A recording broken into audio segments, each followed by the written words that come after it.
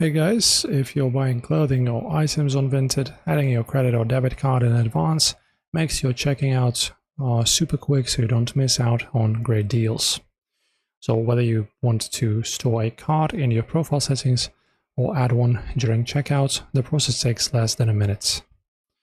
So we need to first locate the payment options inside your Vinted profile settings. So you just open your Vinted app, tap on your profile, scroll down the menu list and tap on settings. And then look for the payments options near the top of the settings page and tap on it. Now we can enter your card details and save them securely to your account.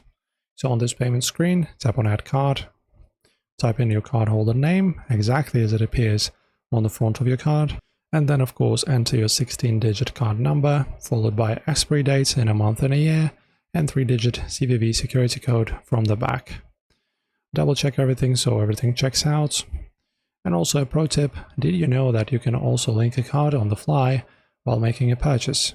So on any items checkout screen, tap Payment Method and select Add a new card. And your bank may also trigger a quick 3D secure authentication pop-up inside your banking app to verify the change before saving the card details safely to Vinted. That's your guide. Enjoy, my friends.